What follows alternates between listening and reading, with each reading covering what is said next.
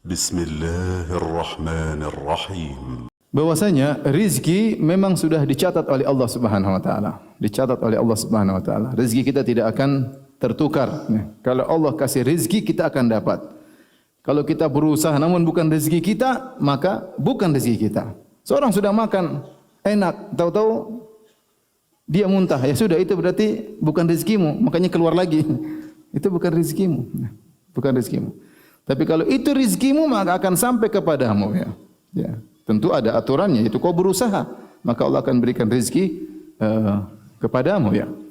Tapi rezeki maktub, sudah tercatat. Sebelum engkau keluar di muka bumi ini, Allah sudah mencatat rezekimu. Di antaranya seperti firman Allah Subhanahu wa taala, "Wa ma min dabbatin fil ardi illa 'ala Allahi rizquha wa ya'lamu mustaqarraha wa mustawda'aha kullun fi kitabim mubin."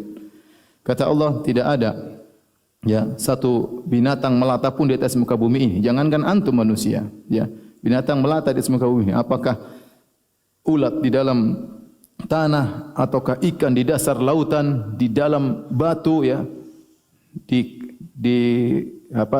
dasar lautan, semuanya sudah dicatat rezekinya oleh Allah Subhanahu wa taala.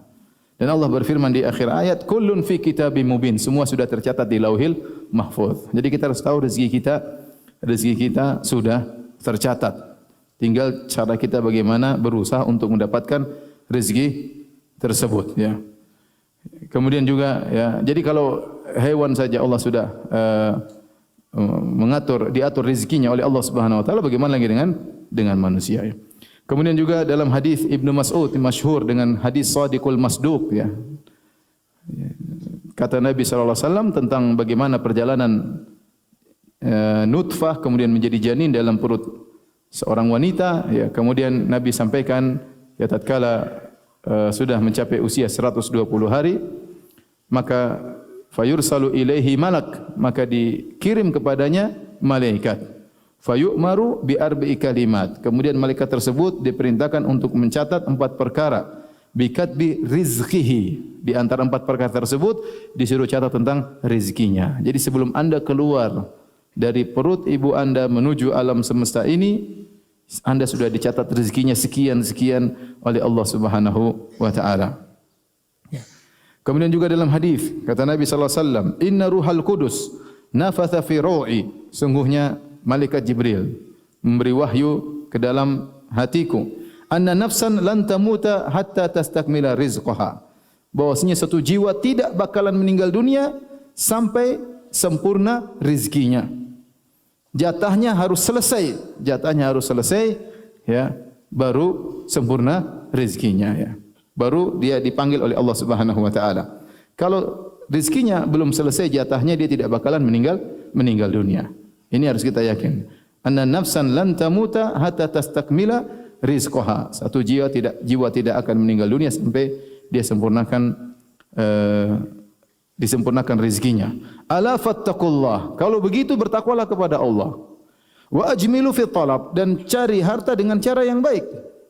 Wala yahmilannakum istibta'ur rizqi an tatlubuhu bima'asillah. Jangan gara-gara kalian merasa rezeki lambat lantas kalian mencari dengan cara yang haram. Rezeki kalian akan datang dengan cara yang halal atau dengan cara yang haram akan datang.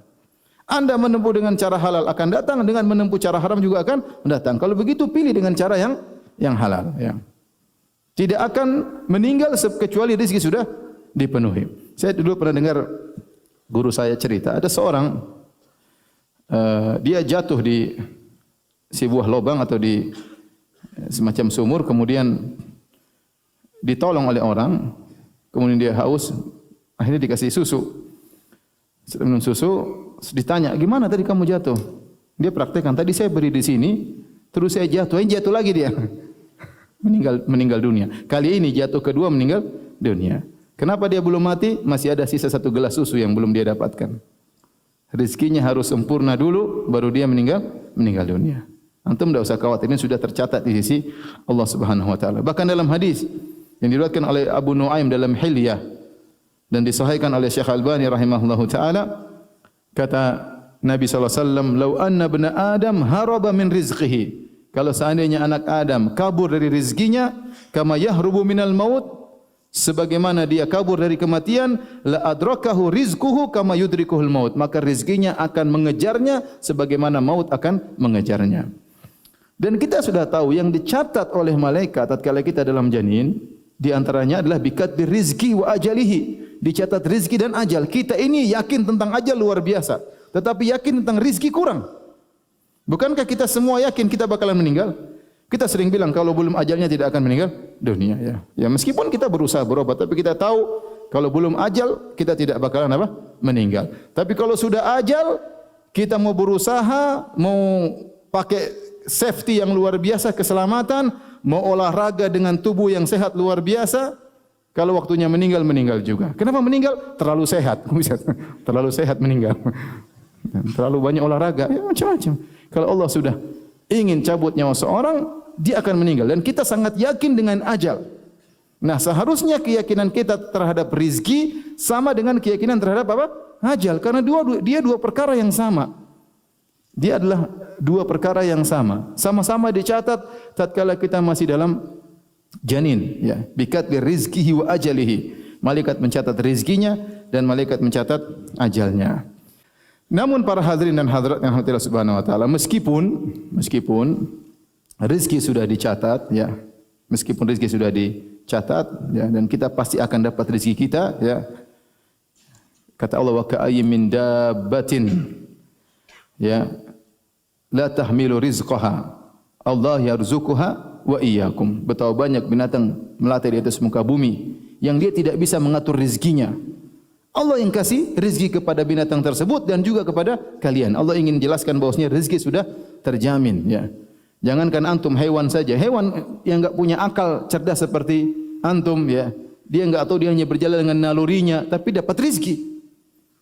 Dia dapat rezeki padahal dia tidak punya akal untuk mengatur ini, tapi dia dikasih rezeki. Kata Allah, Allahu yarzuquha, Allah yang beri rezeki kepada hewan tersebut, wa iyyakum, dan juga kepada kalian. Apalagi kalian yang punya akal, bisa berfikir, bisa berbuat, bisa bertindak, ya, maka Allah juga mengatur rezeki kalian. Tetapi meskipun rezeki sudah tercatat, tetap kita harus apa? Berusaha. Sebagaimana kita tahu ajal sudah tercatat, tapi kita berusaha untuk sehat. Kita berusaha untuk sehat, ya. Tapi umur tidak akan ditunda dan juga tidak akan dimajukan. Idza jaa ajaluhum la yastaqdimu sa'atan wa la yastakhirun. Ya, kalau sudah datang ajal tidak bisa ditunda, tidak bisa dimajukan. Tetapi bukankah kita berusaha, bukankah kita makan supaya apa? Sehat. Jangan kita bilang, wah, lagi sakit Pak, iya sakit. Enggak berobat, enggak. Ajal di tangan Allah. Ya. Waktunya mati ya mati. Saya enggak berobat sembuh. Kalau belum waktunya, saya enggak bakalan mati. Itu namanya konyol seperti itu, ya. Berarti ajalmu sampai sini sebabnya mati konyol, kan jangan masalah. Jadi maksudnya kita yang logis. Sebagaimana kita tahu bahwasanya ajal sudah tercatat dan kita berusaha untuk sehat, berusaha menghindar dari mara bahaya, ya. Maka demikian juga rezeki sudah tercatat tapi kita berusaha untuk mencarinya.